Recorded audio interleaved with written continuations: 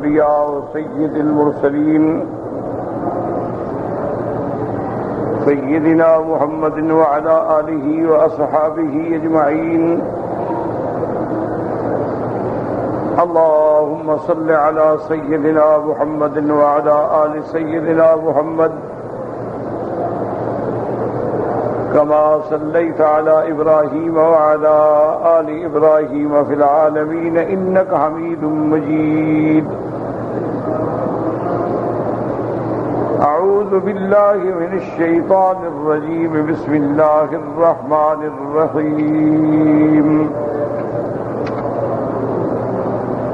إنا عرضنا الأمانة على السماوات والأرض والجبال فأبين أن يحملنها وأشفقن منها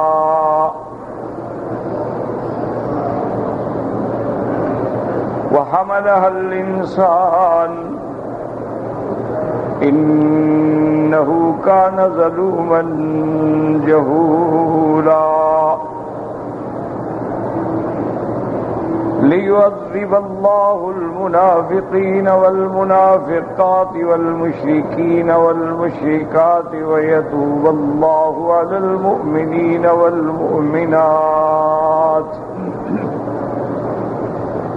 وكان الله غفورا رحيما. قال المؤلف والمفسر رحمه الله تعالى: أدام النفع بعلومه وعلومكم في الدارين آمين. إلى أن قال الأوفي عن ابن عباس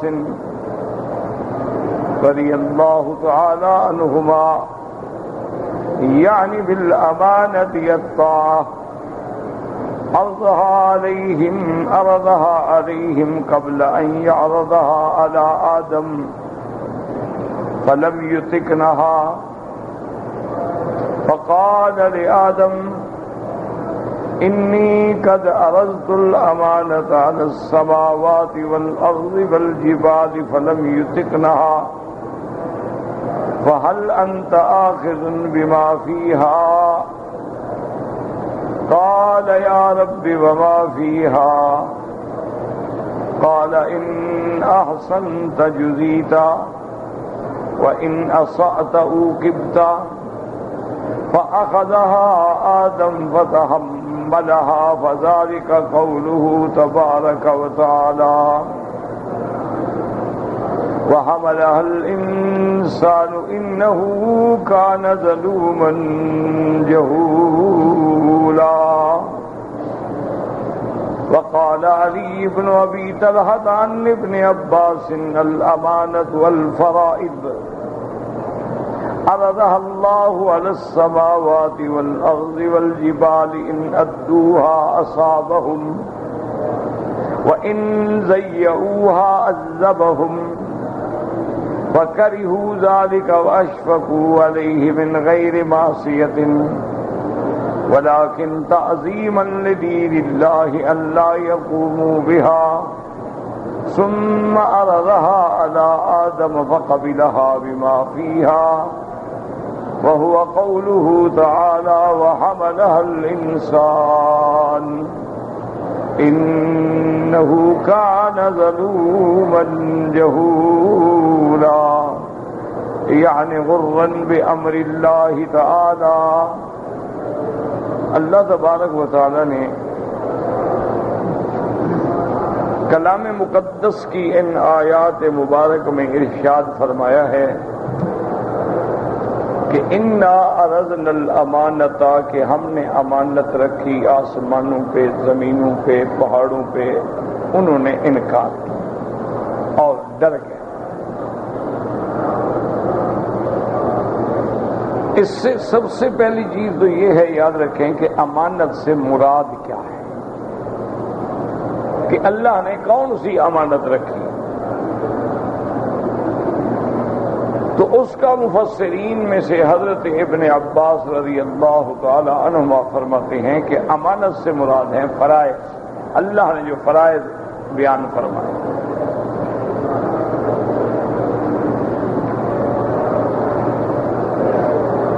بعض مفسرین کرام رحمت اللہ علیہم اجمعین نے فرمایا ہے کہ یہ تمام فرائض، اوامر، نواہی، زواجر، یہ سب جو ہیں امانت ہیں۔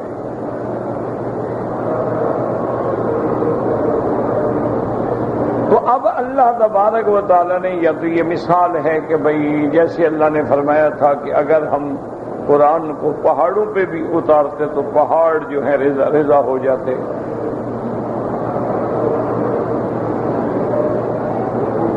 اور آپ دیکھ چکے ہیں کہ جب اللہ نے اپنی تجلی ڈالی تھی کوہ طور پہ تو پہاڑ رضا ہو گیا۔ یعنی حقیقت کہ سیدنا موسیٰ علیہ السلام نے جب سوال کیا تھا میرا مولا مجھے اپنی زیارت کروائیں، دیدار کرائیں، رب ارنی انظر الیک، اللہ نے فرمایا نہیں آپ نہیں دیکھ سکتے۔ قال لن ترانی ولکن انظر الی الجبل، پہاڑ کی طرف دیکھیں، اگر پہاڑ میرے دیدار کا، میری تجلی رؤیت کا متحمل ہو سکتا ہے تو پھر بات کرو۔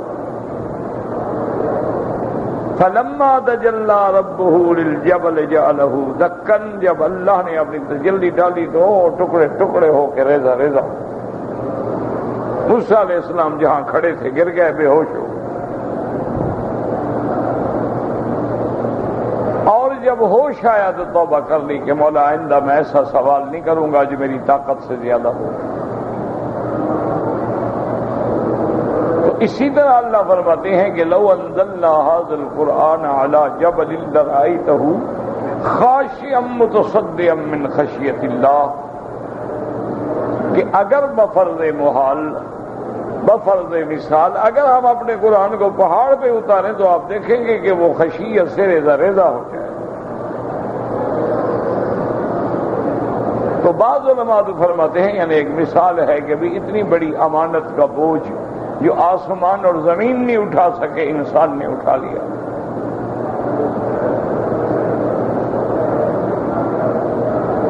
اور دوسرا بات یہ ہے کہ بعض علماء نے فرمایا کہ نہیں یہ مجازی معنی اور تمثیلی معنی لینے کی کیا ضرورت ہے، حقیقت ہے، اللہ نے حقیقتاً اپنی امانت رکھی، لیکن یہ کب رکھی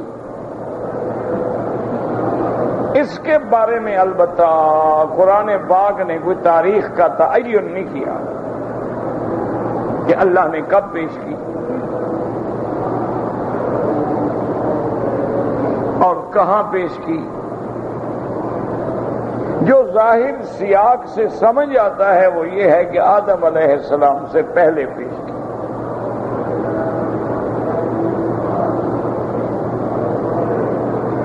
کیونکہ اللہ تبارک و تعالیٰ نے ایک روایت میں یہ بھی آتا ہے کہ جب آدم علیہ السلام کو فرمایا کہ بھی امانت ہے اس کا بوجھ اٹھاؤ گے، تو آدم علیہ السلام نے پوچھا کہ میرا مولا پھر اس کا نتیجہ، اور نے کہا نتیجہ یہ ہے کہ اگر امانت پوری کرو گے بدلہ ملے گا، اللہ جزا دیں گے، اور اگر خیانت کرو گے سزا ملے گی۔ آدم علیہ السلام نے قبول کر لیا۔ اسی طرح اس روایت میں یہ بھی آتا ہے کہ اللہ نے فرمایا کہ آدم سوچ لو میں نے آسمانوں پہ ہی امانت رکھی،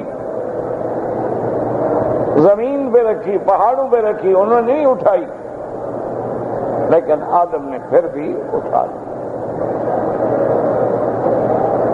آدم علیہ السلام نے اس بوجھ کو قبول کر لیا۔ تو اس سے یہ بات تو ہمیں واضح ہو گئی کہ آدم علیہ السلام سے یہ عرض امانہ جو ہے پہلے کی بات ہے۔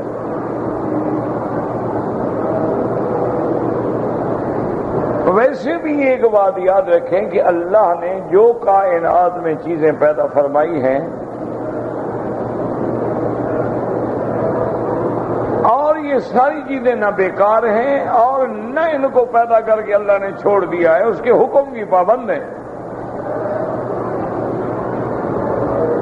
ایک بات دماغ میں رکھ لیں، آپ کے سامنے زمین ہے، آپ کے سامنے آسمان ہے، آپ کے سامنے پہاڑ ہیں، لیکن اللہ جب حکم دیں گے تو یہ سب اللہ کے احکام کے پابند ہیں۔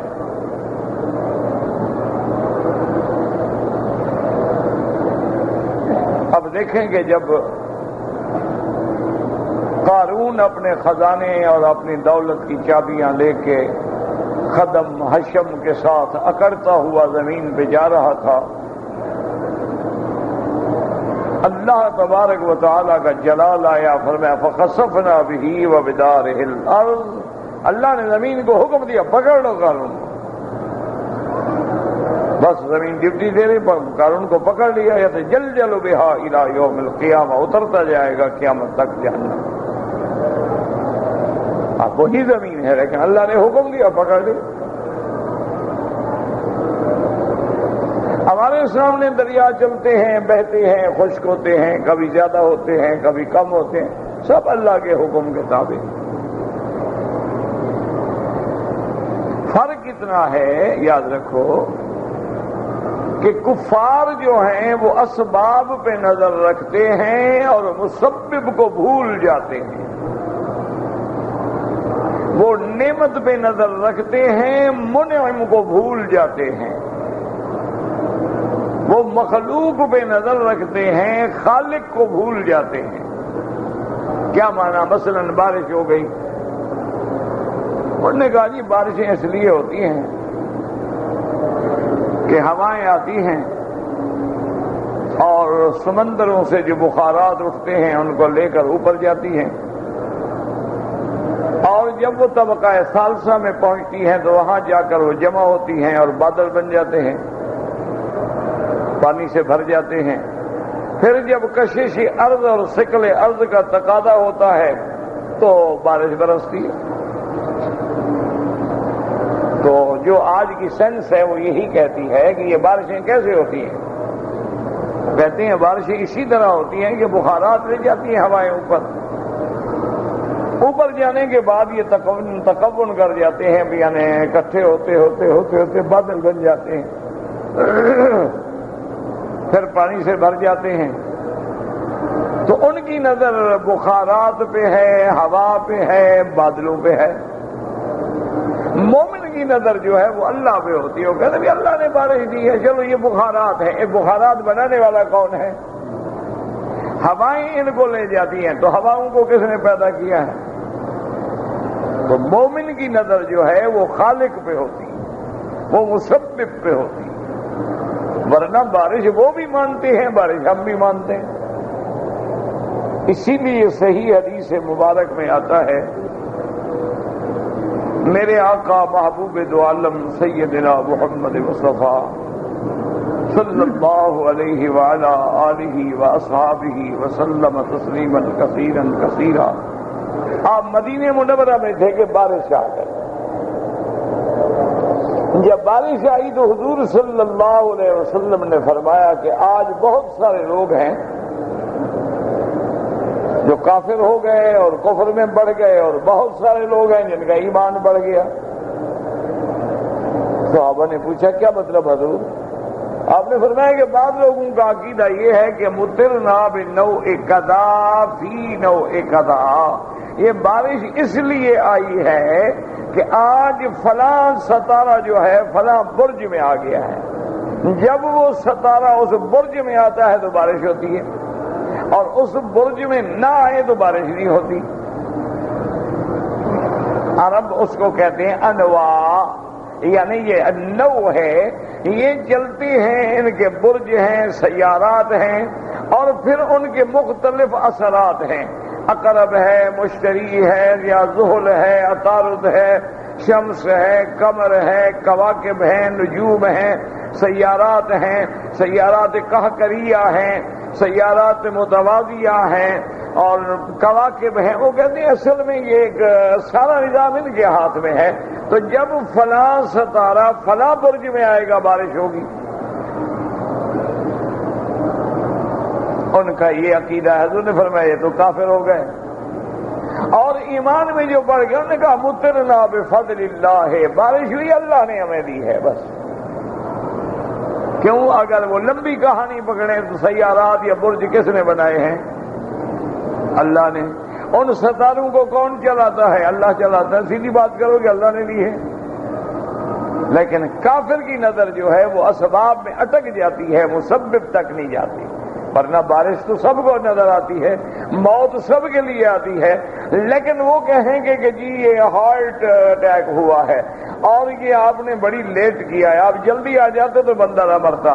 تو ان کی نظر جو ہے اس اسباب تک ہے۔ ہم کہتے ہیں کہ نہیں، اللہ نے یہی فیصلہ کیا تھا، جلدی آ جاتے تو کیا تھا اور نہ آ جاتے تو کیا تھا۔ کتنے لوگ ہیں اٹیک ہو گیا، بھاگ دوڑ رہے ہیں، چل پھر رہے ہیں، ٹھیک ہیں، دو دورے پڑ گئے پھر بھی ٹھیک ہے۔ کتنے لوگ ہیں جن کو کبھی تکلیف نہیں ہوئی، بیٹھے بیٹھے مر گئے۔ تو یہ اللہ کا نظام۔ تو مومن کی نظر خدا پہ ہوتی، وہ ہر چیز میں اپنے مالک کی طرف جاتا ہے۔ تو اس لیے ہمیشہ یاد رکھیں کہ آسمان ہے یا زمین ہے، جو چیزیں بھی ہیں اس کے حکم کے تابع ہیں۔ دریا ہیں تابع ہیں، ہوائیں ہیں تابع ہیں۔ اللہ نے حکم دیا ہوا کو سلیمان علیہ السلام کے تابع ہو جاؤ، حاضر۔ جب حکم دیں تخت اڑا لو، حکم دیں اتار دو۔ اب ہوا ہے لیکن پیغمبر کے بھی تابع ہو گئی۔ اسی طرح اللہ نے حکم دیا ہواؤں کو کہ یہ قوم عاد ذرا اپنے ڈیل ڈول قوت طاقت پہ اکڑتی ہے، ذرا اس کو میری قدرت کا نمونہ دکھاؤ۔ ہوائیں آتی اٹھا کے لے جاتی اور گردن کے بل مار کے ٹکڑے ٹکڑے کر ڈالتی۔ وہی ہوا ہے لیکن اللہ عذاب بن گیا۔ تو اس لیے یہ کوئی مشکل بات نہیں ہے کہ واقعتاً اللہ نے اِنَّا عَرَضْنَا الْأَمَانَةَ عَلَى السَّمَاوَاتِ وَالْأَرْضِ وَالْجِبَالِ فَأَبَيْنَ أَن يَحْمِلْنَهَا وَأَشْفَقْنَ مِنْهَا۔ انہوں نے انکار کیا، لیکن انکار معصیت نہیں، انکار نافرمانی نہیں، انکار یہ ہے کہ مولا ہماری طاقت نہیں، ہم ڈرتے ہیں، ہم نہیں ادا کر سکتے امانت۔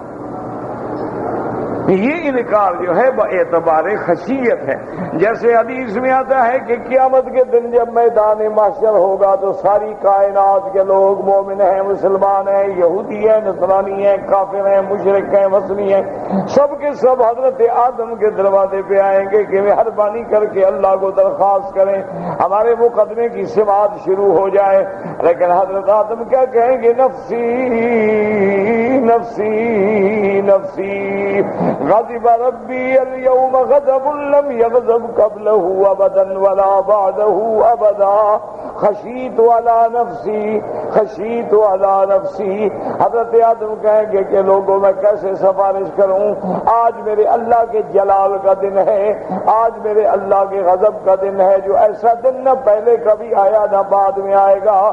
میں تو خود ڈر رہا ہوں، نفسی نفسی نفسی، مجھے تو اپنا خوف ہے کہ آج اگر اللہ نے پھر پوچھ لیا کہ میں نے منع کیا تھا اس درخت کے قریب نہ جانا، تم نے کیوں درخت کا پھل کھایا تھا، تو میں کیا جواب دوں گا؟ تو یہ کیا ہے؟ یہ عظمت ہے، ورنہ اللہ تو معاف کر چکے، آدم کو معافی مل گئی، پھر ڈرنے کا کیا معنی؟ آدم علیہ السلام کو اللہ نے توبہ قبول فرما لی۔ ربنا ظلمنا انفسنا وان لم تغفر لنا وترحمنا لنكونن من الخاسرین۔ اور اللہ نے فرما دیا لقد عہدنا الی آدم من قبل فنسی فلم نجد له عزما۔ ہم نے آدم علیہ السلام کے ذمے ایک چیز لگائی تھی، لیکن آدم علیہ السلام بھول گیا، اس وعدے کو پورا نہ کر سکا، نبھا نہ سکا۔ اللہ نے معاف بھی فرما دیا، اور اللہ نے یہ بھی فرما دیا کہ آدم نے جان کے غلطی نہیں کی بلکہ بھول گیا، بھول میں غلطی ہو گئی۔ اس لیے میرے آقا رحمت دو عالم فرماتی ہیں نسی آدم و نسی ذریتہ۔ ابا آدم جو بھول گیا تو پھر اولاد بھی تو بھولے گی۔ ابا جو بھول گیا، ابے میں نسیان آ گیا تو اولاد میں کیسے نہیں آئے گا؟ اس لیے یاد رکھیں۔ لیکن قیامت کے دن یہ کہنا کہ میں ڈر رہا ہوں، کیا مانا؟ اللہ کی عظمت، اللہ کی ہیبت، اللہ کا جلال سامنے ہوگا، اس لیے پیغمبر گھبرا رہے ہیں، ورنہ اللہ معافی دے چکے ہیں، پھر معافی کے بعد تھوڑا پکڑ لیں گے اللہ پر۔ اس لیے آپ فرمائیں گے فاتو نوحن، سارے حضرت نوح کے پاس جاؤ، حضرت نوح کی خدمت میں آئیں گے اور کہیں گے انت اول رسول ارسلہ اللہ الی اہل الارض، حضرت نوح علیہ السلام سے کہیں گے کہ تم پہلے رسول ہو، پہلے نبی ہو جس کو اللہ نے زمین میں بھیجا ہے، گویا تم آدم ثانی ہو، کیونکہ حضرت نوح کے بعد جتنی اولاد ہے وہ حضرت نوح کی اولاد کی اولاد ہے۔ پہلے جب طوفان آیا ساری دنیا ختم، وہ لوگ باقی رہے جو حضرت نوح کے ساتھ کشتی میں تھے، اور وہ تقریباً 80 کی تعداد ہے، پھر وہ بھی ختم۔ اس کے بعد حضرت نوح کے 3 بیٹے حام، سام، یافس، پھر اللہ نے ان 3 کی اولادوں کو ساری کائنات میں پھیلایا ہے، تو گویا آدم یعنی آدم ثانی جو ہے وہ حضرت نوح ہے، اور اول رسول اور پہلے رسول ہیں۔ اللہ تبارک و تعالی نے جن کو رسالت، جن کو شریعت، جن کو احکام، جن کو اوامر، جن کو نواہی، جن کو فرائض دے کے بھیجا ہے، حضرت نوح سے کہیں گے آپ فاشفع لنا الی ربک، اللہ کے آگے ہماری شفاعت کریں۔ وہ کہیں گے نفسی نفسی نفسی، میں نہیں کر سکتا، میں نے اپنے بیٹے کی بخشش مانگی تھی۔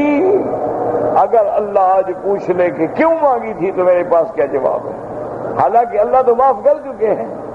اللہ تبارک و تعالی نے نوح علیہ السلام کو معاف فرما دیا تھا جب اللہ سے نوح نے عرض کیا تھا الا تغفر لی وترحمنی اکن من الخاسرین، یا اللہ اگر آپ رحم نہ کریں، آپ مجھے نہ بخشیں تو میں تو پھر گھاٹے والوں میں ہو گیا۔ قیل یا نوح اہبط بسلام منا، اللہ نے معاف کر دیا۔ لیکن پھر ڈرنے کا کیا معنی؟ وہ ہیبت ہے، وہ عظمت ہے۔ آسمان بھی اللہ کے تابع، زمینیں بھی اللہ کے تابع، پہاڑ بھی اللہ کے تابع ہیں، چاند تارے بھی اللہ کے تابع ہیں، ایک نظام کے مطابق اللہ کے حکم سے چل رہے ہیں۔ اللہ تعالیٰ حکم دیتے ہیں چلو، چلتے ہیں، رک جاؤ، رک جاتے ہیں۔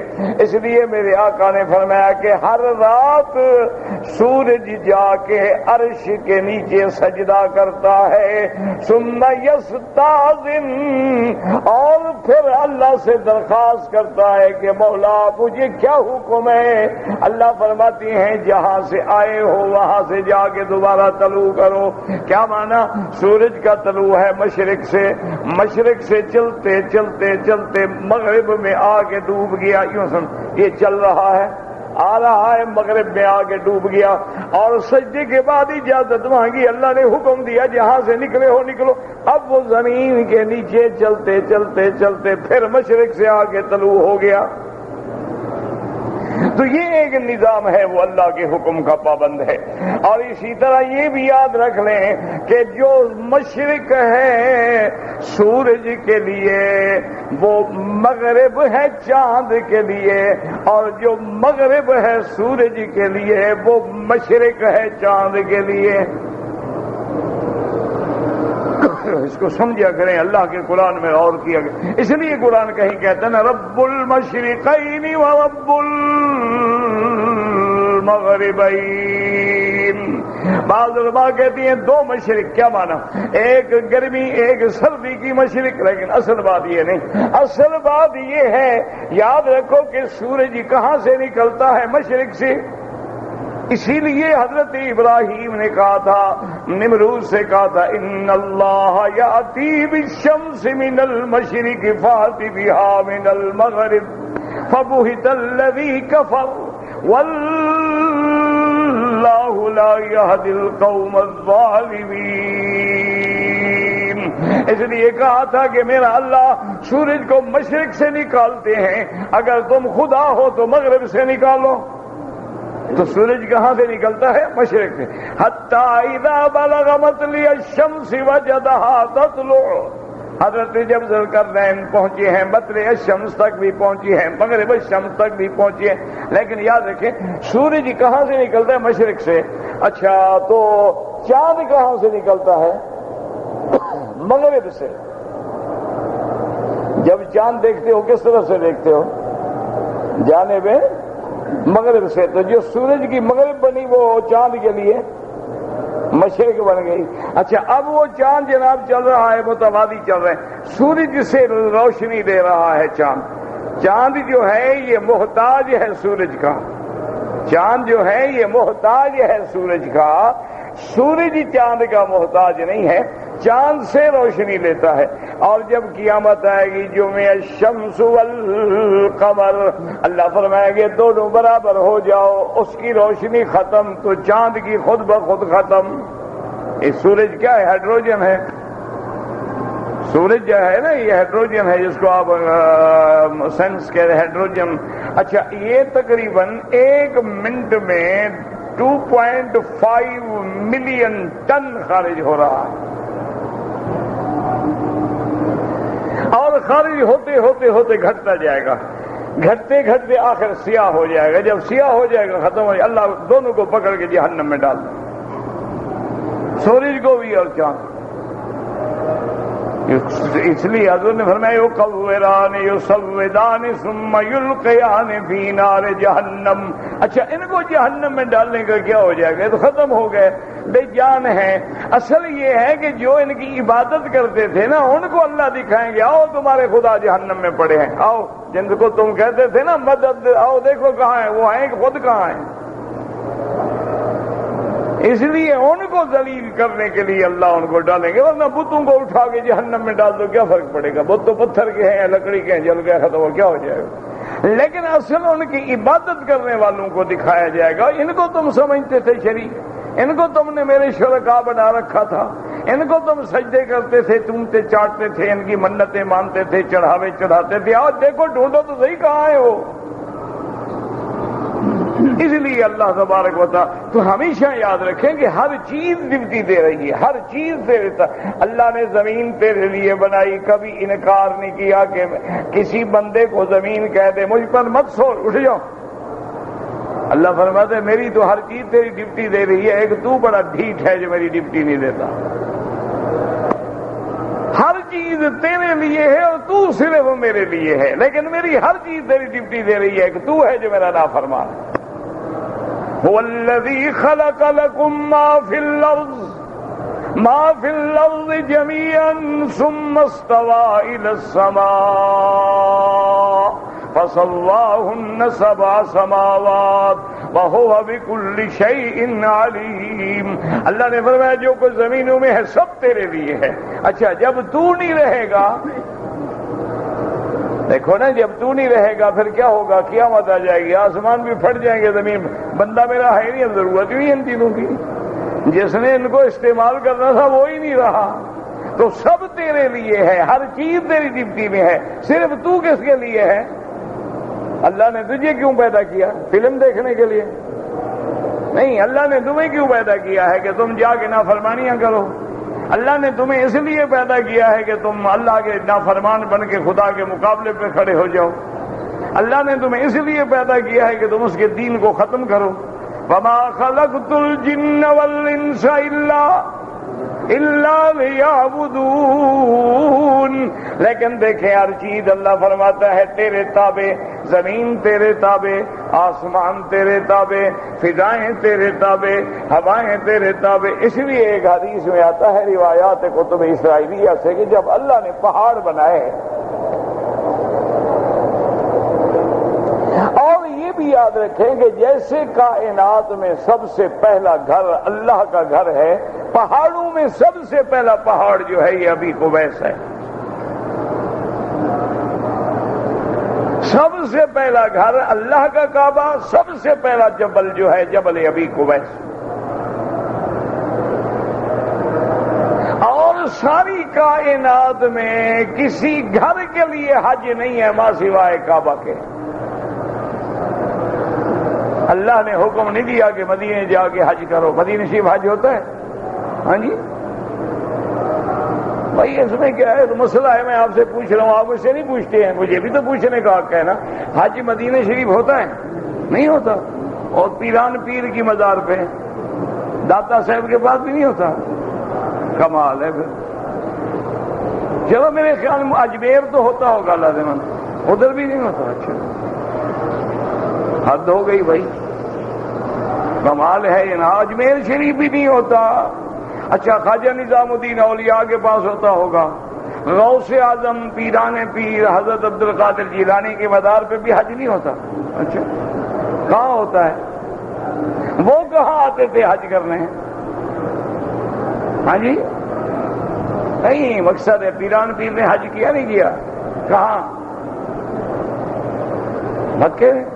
اچھا لبیک بھی پڑا تھا، لا شریک لک، کیا تمہیں یہ کہا تھا کہ اور تو شریک نہیں مجھے بنا لینا؟ کہ میری 11ویں نہیں کرو گے تو پھر میں تیرے بچے گنگے پیدا کروں گا۔ 11ویں بڑی ضروری ہے، اور شرک کرو نہ کرو یہ 11ویں والا دودھ والا شرک ضرور کرنا۔ مولوی حلوے والا کرے گا، تم دودھ والا کرنا۔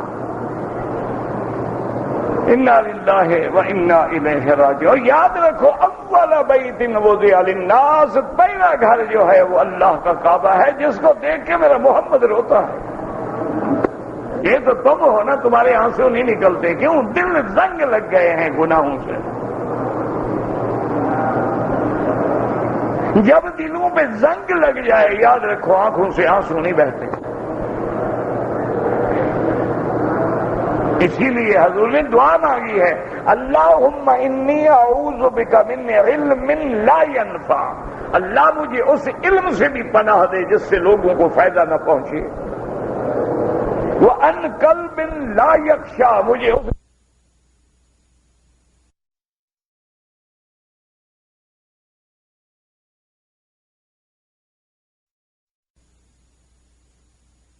مجھے بچہ جو ہر وقت حلوہ حلوہ حلوہ کرتا رہے، وَأَنْ عَيْنٍ لَا تَدْمَعُ، اور اللہ مجھے اس آنکھ سے بھی بچا جس کو تیرے آگے رونا نہ آئے، وَأَنْ دَعْوَةٍ لَا يُسْمَعُ، اللہ مجھے اس دعا سے بھی بچا جو تو قبول نہ کرے، وَأَعُوذُ بِكَ مِنْ هَؤُلَاءِ الْأَرْبَعِ، اللہ کے نبی نے دعا مانگی ہے کہ اللہ میرے دل کو ایسا سخت نہ بنا دینا کہ تیرے آگے رونا بھی نہ آئے آنکھ سے۔ وہ یار کہتے ہیں مجنو لیلا کے لیے روتا تھا، تم اللہ کے کعبے میں بھی آ کے نہیں روتے ہو۔ کہتے ہیں وہ فرحاد شیریں کے لیے روتا تھا، تم محمد کے روضے پہ بھی آنسو نہیں نکلتے ہیں۔ سمجھ لو کہ دلوں پہ گناہوں کے زنگار لگ گئے، اور جب زنگ لگ جاتی ہے تو اندر کوئی چیز جاتی ہی نہیں نا۔ اسی لیے حکم ہے نا کہ اگر میری بیٹی نے ناخن پالش لگائی ہے، اب اگر وضو کرے گی یا غسل کرے گی تو وہ غسل نہیں ہوگا، وضو نہیں ہوگا، کیوں؟ ناخن پالش کی تہ جم گئی، اندر پانی جاتا نہیں۔ ہمارے دلوں پر گناہوں کی تہ جم گئی ہے، اندر بات جاتی نہیں تو رونا کیسے ہے؟ اللہ کے کعبے میں بیٹھے ہو، یعنی آج تقریباً 15,000 سے زیادہ انسان، صرف انسان نہیں مسلمان کلمہ پڑھنے والے بنگلہ دیش میں لاشیں پڑی ہیں۔ کتنے لوگ ایمان سے کہو جو رو کے دعا مانگی ہے ان کے لیے؟ ہمارا بیٹا مرے گا پھر دعا مانگیں گے؟ وہ کسی کے بیٹے نہیں ہیں، وہ کسی کی اولاد نہیں ہے کہ جن کی لاشوں کو اٹھانے والا کوئی نہیں۔ ماں باپ نے اپنے بچوں کو بچانے کے لیے درختوں سے باندھ دیا ہے، لٹکے ہوئے ہیں چھوٹے بچے جیسے پھل لٹکا ہوتا ہے۔ کتنے لوگوں ایمان سے کہو جن نے طواف کر کے روئے ہو اللہ سے جا کے کہ اللہ ہمارے ان بھائیوں پہ رحم فرما دے، عراق کے بھائیوں پہ رحم فرما، فلسطین کے بھائیوں پہ رحم فرما، کشمیر میں رحم فرما۔ میرا مولا ہمارے گناہوں کی وجہ سے تو اتنے جلال میں ہے کہ ہر جگہ مسلمان کا خون بہہ رہا۔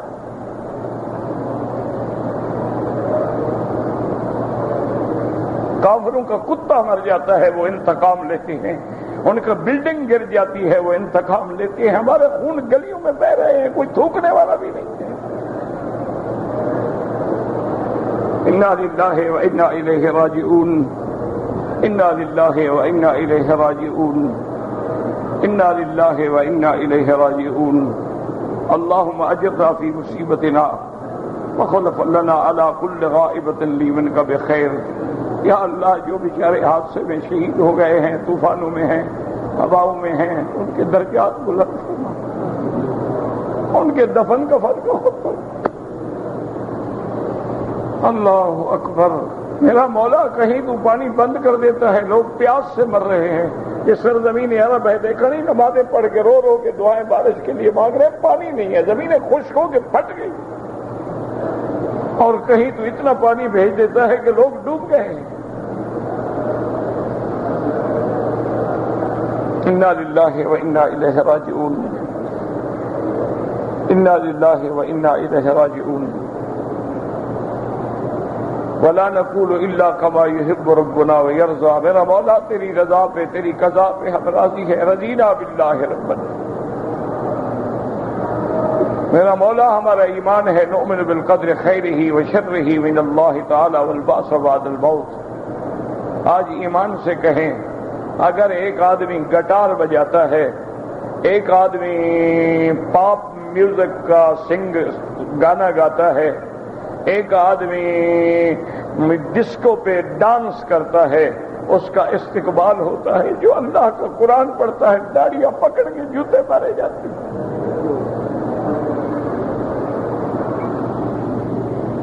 انا للہ و انا الیہ، انا للہ و انا الیہ راجعون۔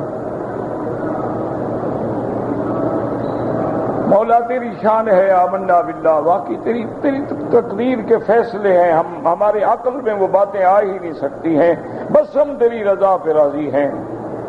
تیری رضا اسی میں ہے، ابو جہل عیش کریں گے اور سیدنا حمزہ تڑپیں گے۔ تیری رضا اسی میں ہے، ابی لہب عیش کرے گا، بلال انگاروں پہ لوٹایا جائے گا۔ لیکن مولا ہمارا حشر حضرت بلال کے ساتھ کرنا، ابو لہب اور ابو جہل کے ساتھ نہ کرنا۔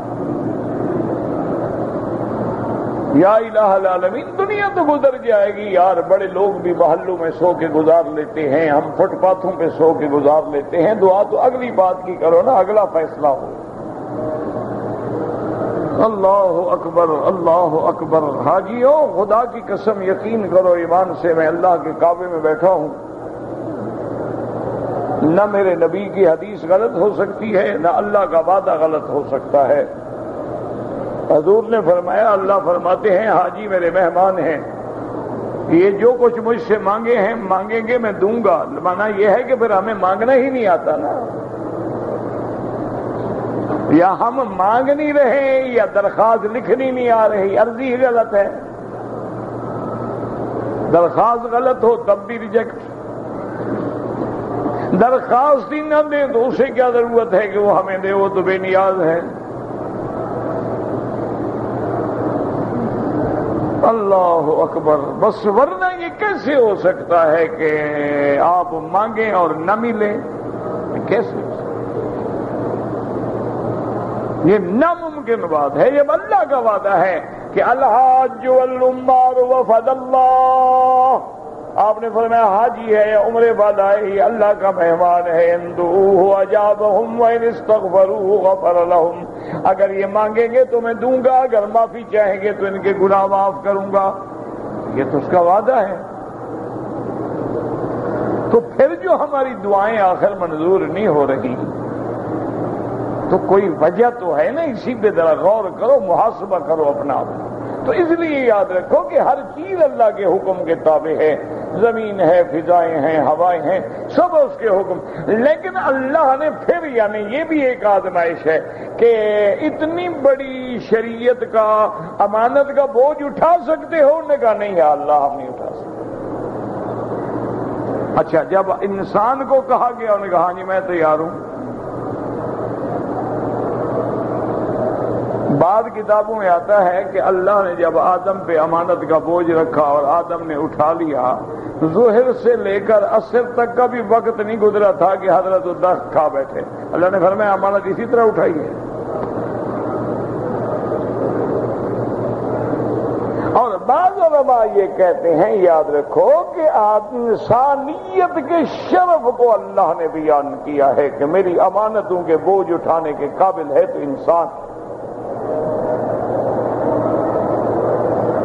اسی لیے روایات کتب سابقہ میں آتا ہے کہ جب اللہ نے پہاڑ پیدا کیے تو فرشتوں نے تو پہاڑ دیکھا ہی نہیں تھا نا. انہوں نے جب پہاڑ دیکھا انہوں نے کہا اللہ یہ تو بڑی کوئی سخت چیز ہے. اللہ نے ورنہ میں نے تو اس سے بھی زیادہ سخت چیز بنائی ہے. اللہ اس سے سخت چیز کیا ہے؟ فرمایا لوہا، لوہے سے پہاڑ توڑ دو. جب لوہا پیدا ہوا نے کہا اللہ میاں واقعی یہ تو بڑی سخت چیز ہے. اس سے بھی کوئی سخت ہے؟ اللہ میں ہاں بالکل، اس کو آگ میں ڈالو پانی ہو جائے گا. تو آگ تو لوہے سے بھی سخت ہے. انہوں نے کہا اللہ میاں بھلے آگ سے بھی کوئی سخت چیز ہے؟ انہوں نے کہا ہاں بالکل ہے، پانی ڈالو آگ بجھ جائے گی. نے کہا اللہ میاں پانی سے بھی کوئی بڑی چیز ہے؟ آپ نے فرمایا ہوا چلے گی پانی خشک ہو جائے گا. اللہ میاں پھر ہواؤں سے بھی کوئی بڑی چیز ہے؟ انہوں نے کہا انسان ہے جو ہواؤں کو بھی مسخر کرے گا اور ہواؤں پہ اڑے گا. تو انسان کو اللہ نے اتنی بڑی عظمت دی، اور اس کی عظمت یہ تھی، اس لیے بعض علماء کہتے ہیں حملہ الانسان انہ کان ظلوما جہولا. وہ کہتے ہیں ظلوما جہولا کا معنی ہے بھولا بھالا انسان. ایسے جیسے آپ محبت میں بھی آدمی کہتا ہے یار کیوں ظلم کرتے ہو، حالانکہ وہ ظلم نہیں کر رہا ہوتا لیکن محبت میں. تو نے کہا یہ معنی یہ نہیں کہ وہ ظالم ہے، وہ جاہل ہے، وہ کچھ نہیں جانتا. آدم کیسے جاہل ہے جس کو اللہ نے خود علم آدم الاسماء کلھا، وہ جاہل کیسے ہو گیا؟ انہوں نے کہا کبھی یہ لفظ بولا جاتا ہے مراد ہے کہ بولا والا ہے. انہوں نے کہا بس جب اللہ اٹھانے کا کہہ رہے ہیں تو اٹھانے کی طاقت بھی دیں گے، اٹھانے کی قوت بھی تو آپ دیں گے. جب امانت ہمیں دے رہے ہیں تو امانت کی حفاظت کی طاقت بھی دے دیں گے. بڑا سیدھا سادہ ہے، بھولا بھالا ہے. قبول کر لیا آپ امتحان میں آ گیا. دنیا امتحان ہے اور آخرت جزا ہے. اللہ چاہے تو امتحان میں کامیاب کر دے ورنہ ہماری طاقت ہی نہیں. واللہ اعلم.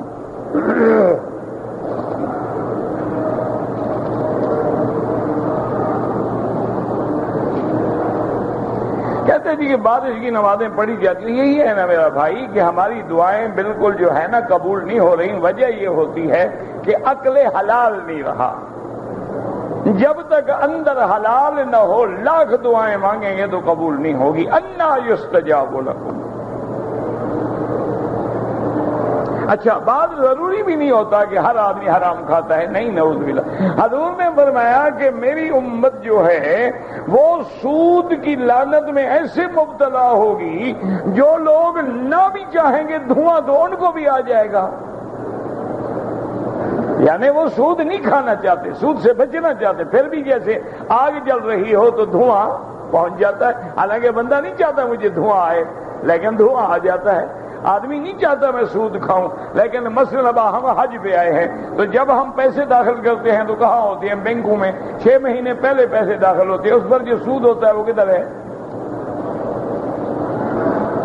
کسی نہ کسی شکل میں ہمارے گلے میں پڑ گیا نا کہ حاجی حج پہ آ رہا ہے، ڈبہ بینک کا ہے تو اس بینک کا اشتہار بنا ہوا ہے لبیک اللہم لبیک، اور گلے میں سودی بینک کا اشتہار ہے. نہ بھی چاہے ڈبہ مفت مل رہا ہے، حاجی مفت کہاں چھوڑتا ہے؟ مفت تو مولوی نہیں چھوڑتا تو حاجی کہاں چھوڑتا ہے؟ یہ نہیں سوچتا اللہ کے بندے اس ڈبے پہ جو لکھا ہوا ہے وہ تو سودی ادارہ ہے، میں اس کی امداد کر رہا ہوں اور اللہ کا حکم ہے کہ اس کی امداد نہ کرو. چھتری ہے وہ جناب وہ بھی بینک کی، ڈبہ ہے وہ بھی بینک کا، پرس ہے وہ بھی بینک کا. اور ماشاءاللہ سب سے پہلے لبیک پڑھ کے جب جہاز میں سوار ہوتا ہے ایئر ہوسٹسیں کھانا پیش کرتی ہیں حاجی صاحب کے، غیر محرم عورتوں کے ہاتھ سے کھانا کھا رہے ہیں اور زبان پہ لبیک اللہم لبیک لبیک لا شریک. کون سا حج ہے یار؟ کیسے حج قبول ہوں؟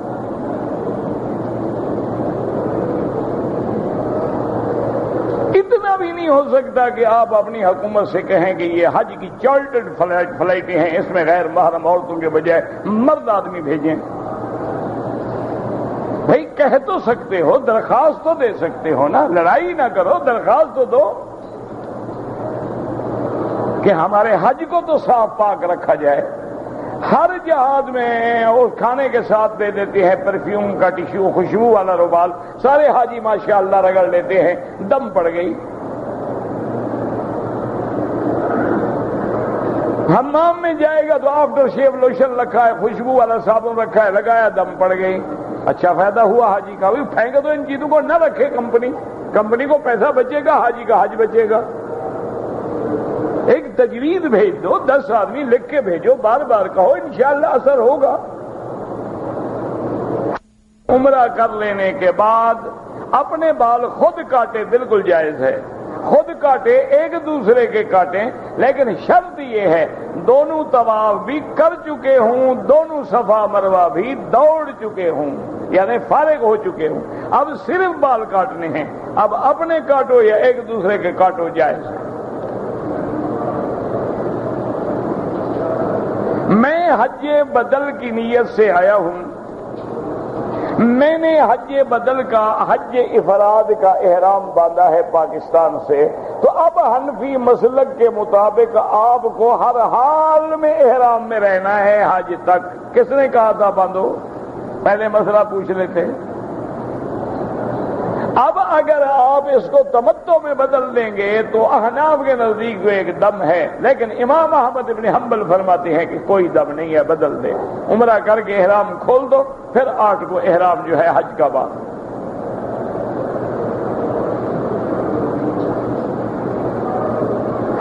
ہم عمرے کا احرام باندھ کے حرم میں داخل ہوئے، نماز کھڑے ہونے والی ہے، ٹائم اتنا نہیں ہے کہ ہم طواف کر سکیں، پہلے نماز پڑھو، نماز پڑھ کے بعد میں طواف کرو، کوئی مشکل نہیں، کوئی مسئلہ نہیں۔ طواف کرنے کے بعد صفا مروہ دوڑ رہے تھے، چوتھا چکر تھا، ظہر کی نماز کھڑی ہو گئی، ہم نے نماز پڑھی، نماز پڑھ کے جہاں سے ہم نے چھوڑا شروع کر دیا، بالکل ٹھیک ہے، کوئی مسئلہ نہیں۔ اگر نماز آ جائے نماز پڑھے۔ ایک دفعہ ہم 3، 4، 5 طواف اکٹھے کر لیں تو بعد میں ان کے لیے 2 رکعت اکٹھی پڑھ سکتے ہیں، ہر طواف کے لیے 2 رکعت پڑھ لیں، کوئی بات نہیں۔ افضل یہ ہے کہ ہر طواف کے بعد 2 رکعت پڑھ کے پھر طواف شروع کریں۔ طواف زیارت جب کرنے کے لیے حج میں آئیں گے انشاءاللہ تو اس وقت رمل کرنا ہوگا نہیں، جب احرام ہی نہیں ہے تو رمل کس بات کا؟ جب احرام ہی نہیں ہے تو اجتباء کس بات کا؟ احرام تو ہمارا مینا میں کھل گیا، ہم نے کنکری ماری، قربانی کی، بال کٹائے، احرام کھل گیا، کپڑے پہن لیے، طواف زیارت تو ہم کپڑوں میں کریں گے۔ ہاں اگر کسی نے احرام نہیں کھولا ہے، اسی میں آ گیا طواف زیارت کرنے کے لیے، تو وہ رمل کرے گا۔ کے بعد لوگ بلڈنگوں پہ نماز پڑھتے ہیں، درمیان میں بڑا فاصلہ ہے، اگر صفیں نظر آ جائیں تو نماز ہو جاتی ہے، لیکن افضل یہ ہے حرم میں آ کے صفوں کے ساتھ مل کے نماز پڑھو۔ ایک ہے نماز ہو جانا، ہو تو جائے گی۔ کام کے ڈپٹی میں ہیں، کھانا پکاتے ہیں، ڈپٹی لگی ہوئی ہے گروپ کے ساتھ، مدینہ جاتے آتے ہیں، پھر آپ نے عمرہ نہیں کیا، کوئی دم نہیں، چونکہ آپ تو عمرے کے لیے گئے ہی نہیں، آپ تو ڈپٹی کر رہے ہیں۔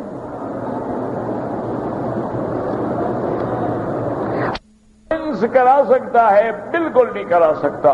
کہیں گورنمنٹ کی طرف سے مجبوری ہو تو تم مجبور ہو، جیسے یورپ کے ملکوں میں بغیر انشورنس کے کوئی چیز ہے ہی نہیں، گاڑی لوگے انشورنس، کوئی چیز لوگے انشورنس، گھر لوگے انشورنس، ٹکٹ لوگے انشورنس، جہاز میں بیٹھو گے انشورنس، تو وہاں تو ہم مجبور ہیں نا، ہم کیا کریں، ہمارے ہاتھ میں قانون نہیں، اپنی مرضی سے نہ لو، چونکہ انشورنس جو ہے اس میں سود بھی ہے، جوا بھی ہے، یعنی یہ صرف سنگل حرام نہیں، ڈبل حرام ہو جاتی ہے۔ سود کیسے ہے؟ مثلا میں نے پالیسی لی 10 لاکھ کی، 1 لاکھ میں نے دیا، میں مر گیا، اب مجھے 10 لاکھ ملے گا، تو جوا لگ گیا نا، دیا 1 لاکھ، لیا 10 لاکھ۔ اچھا میں نہیں مرا تو مجھے 10 لاکھ سود کے ساتھ دیں گے، تو سود بھی آ گیا، جوا بھی آ گیا۔ اسود کو ہاتھ لگ جائے تو چوم لے، نہ لگے تو چومنے کی ضرورت نہیں ہے۔ بال عمرہ کے بعد خود کاٹ لی، اچھی بات ہے، کوئی بات نہیں۔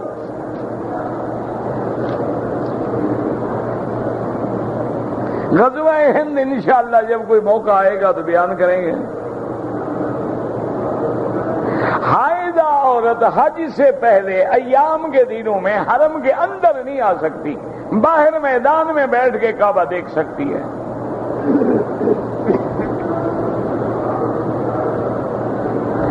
اپنا جو مسافر ہیں جن کے 15 دن سے قیام کم ہے، وہ مسافر ہیں، قصر نماز پڑھیں۔ نفلی عمرہ جو ہے آپ اپنے لیے عمرہ کریں، پھر جس کے لیے چاہتے ہو دعا کریں، اللہ اس کو ثواب دے۔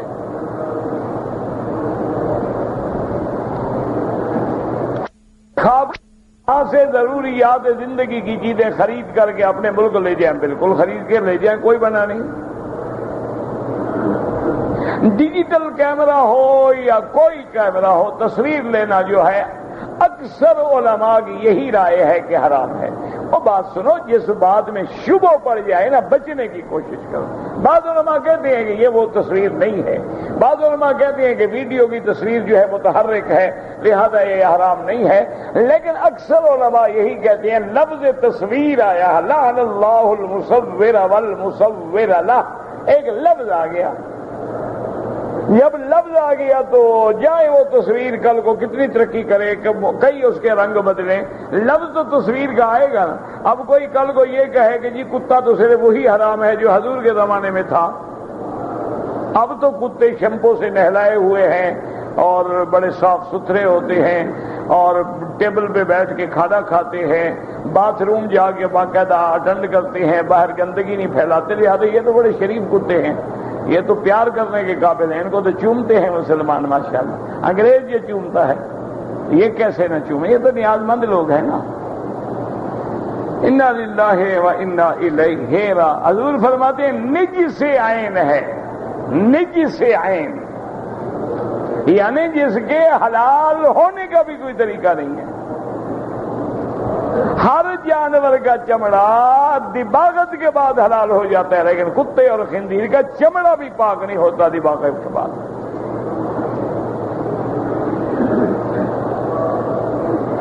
اپنے دوست کو ملنے کے لیے جدہ جائے، کوئی احرام ضروری نہیں۔ اگر کوئی آدمی مکے میں رہتا ہے، 9 تاریخ کو احرام باندھ کے سیدھا عرفات چلا جائے، ٹھیک ہے، کوئی مسئلہ نہیں۔ گٹکا کھانا زیادہ، مجھے کیا پتا گٹکا کیا ہوتا ہے۔ مسجد نمرہ جو عرفات میں ہے اس کا آدھا حصہ عرفات میں نہیں ہے، آدھا حصہ عرفات میں ہے، یعنی جو جانب قبلہ ہے وہ عرفات سے خارج ہے، اندر بورڈ لگے ہوئے ہیں کہ یہ حدود عرفات سے خارج ہے، تو اس ایریے میں نہ بیٹھے رہنا، نماز پڑھ کے فوراً عرفات میں چلے جائیں۔ جو ہے کون اٹھا کے لایا تھا؟ میں تو لایا نہیں، آپ لائے ہوں تو پتا ہوگا۔ میں نہیں لایا، مجھ سے قسم لے لیں آپ، نہ ایمان سے کہو، جب قرآن نہ بتائے تو ہم کہاں سے بتائیں؟ قرآن کہتا ہے قال الذی عنده علم من الکتاب انا آتیک بہ قبل ان یرتد الیک طرفک۔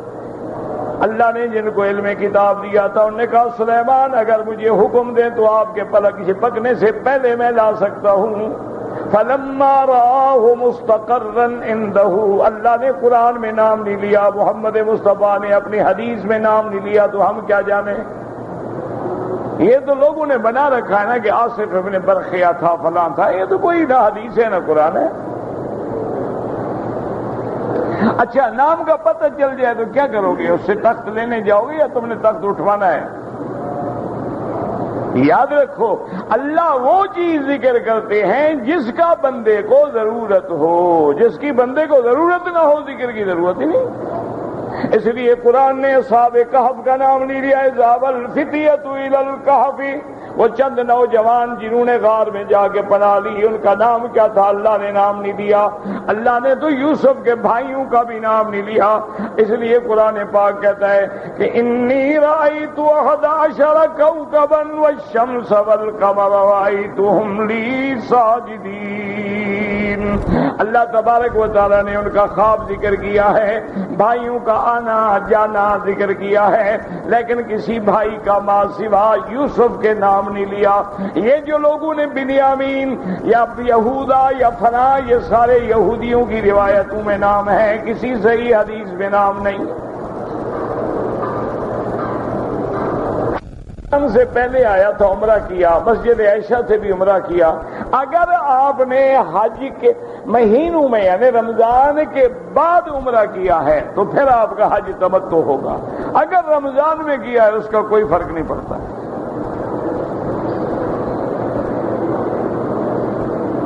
اگر طواف کا ایک چکر ہوا ہے یا دو، جماعت کھڑی ہو گئی، پھر ابتدا سے شروع کریں، میں نماز پڑھیں کوئی بات نہیں، لیکن حکم بھی نہیں، اگر موقع مل جائے، آخر حضور بھی تو جا کے نماز پڑھتے تھے نا، کان یتعبد کان یتحنث، حدیث میں آتا ہے کہ حضور عبادت فرماتے تھے، حضور وہاں بیٹھتے تھے کبھی ایک ایک ہفتہ، کبھی ایک ایک مہینہ، اور جب آپ کی معاش ختم ہو جاتی واپس آتے، پھر بی بی خدیجہ تیار کر کے پھر بھیج دیتی، تو کان یتحنث و یتعبد، تو حضور نماز پڑھتے تھے، تو اگر کوئی پڑھ لے گا حقیقت، لیکن کوئی حکم نہیں ہے کہ لازمی ہر حال میں بندہ جائے۔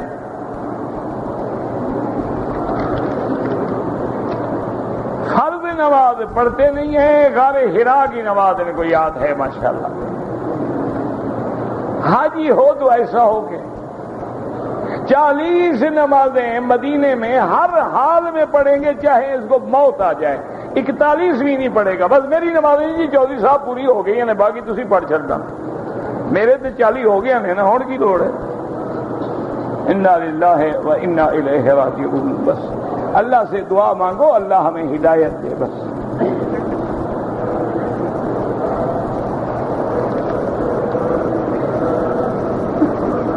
اگر ہم مکے میں رہنے والے ہیں، حج کی جو آخری 2 راتیں ہیں مینا میں گزارنا ضروری ہے، اگر جگہ ہو تو گزارے، نہ ہو تو کوئی بات نہیں، سنت ہے، حاجیوں کے لیے جگہ چھوڑیں۔ شکر جو ہے، دم تمتع جو ہے، جدے میں نہیں، حتی یبلغ الہدی محلہ، اللہ فرماتے ہیں کہ میری قربانی کا ہدی کا جانور اپنے مقام پہ پہنچے، یعنی حرم میں ذبح کیا جائے۔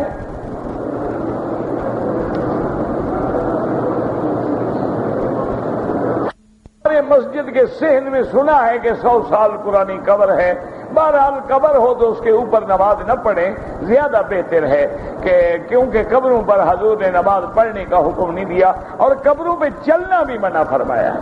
اگر وہ جگہ ایسے ہی نشان لگا کے بند کر دیں، وہاں کوئی جالی ڈال دیں، کوئی چیز ڈال دیں، بند کر دیں، باقی مسجد بنا لیں۔ کی نماز یہاں 3:30 پہ ہوتی ہے، تو حنفیوں کی نماز کا کیا ہوگا؟ حنفیوں کے تو 5 بج جاتے ہیں نا بھائی، حنفی کہاں سے ہے؟ پاکستان سے، ہندوستان سے، وہاں 3:05 پہ کیا ہوگا؟ 5:05 ہوں گے نا، تمہاری نماز کا وقت تو ہو گیا، جھگڑا کیوں کرتے ہو؟ نہ نہیں ہوا تمہارا وقت، ہو گیا کہ نہیں ہوا؟ بہرحال حضرت گنگوہی رحمت اللہ علیہ نے لکھا ہے کہ گو مسئلہ کے احناف پہ وقت نہیں ہوتا، لیکن حرم کی نماز نہ چھوڑیں، ہر حال میں پڑھیں۔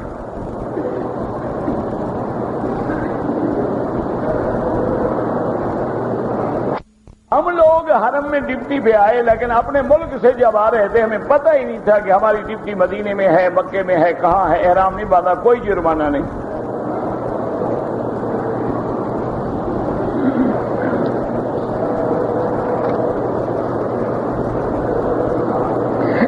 بکری میں قربانی اور عقیقے میں 2 ہوتے ہیں اگر لڑکا ہو، ہاں مثلا گائے ہے اس میں 7 ہیں، حصہ رکھ سکتے ہیں، لیکن عقیقہ 7ویں دن ہوتا ہے، یہ نہیں ہوتا کہ عقیقے کے لیے کھڑے رہو گے، بکریاں سستی ہوں گی اس دن کریں گے انشاءاللہ۔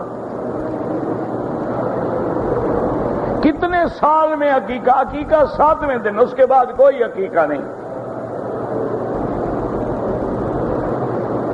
صفا مروہ کے بعد 2 رکعت پڑھنا جو ہے وہ کوئی حکم نہیں، طواف کی 2 رکعت واجب ہے، وہ بعض علماء مستحب لکھتے ہیں، لیکن کسی حدیث سے ثابت نہیں کہ حضور نے پڑھی ہو۔ ایک آدمی نے عمرے میں طواف کیا، 2 رکعت نہیں پڑھی، صفا مروہ دوڑا، سر مڈا لیا، کوئی حرج نہیں، بعد میں پڑھ لو۔ اگر ایک آدمی نے طواف کا چکر حتیم کے اندر سے کیا ہے، وہ نہیں ہوا، اس کا علاج یہ ہے کہ دوبارہ طواف دوہرا دو۔ نماز کی حالت میں عورت چہرہ کھلا رکھے، کوئی ضروری نہیں کہ نماز میں بھی برقع اوڑھ کے نماز پڑھے۔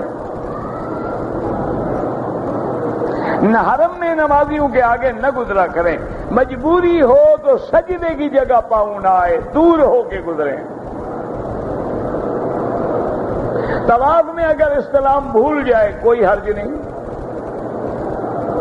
جو لوگ حج تمتع کر رہے ہیں مکے میں رہتے ہوئے، سب سے افضل عبادت یہ ہے کہ زیادہ طواف کریں، کیونکہ باقی عبادت ہر ملک میں ہو سکتی ہے لیکن طواف کسی ملک میں نہیں ہو سکتا۔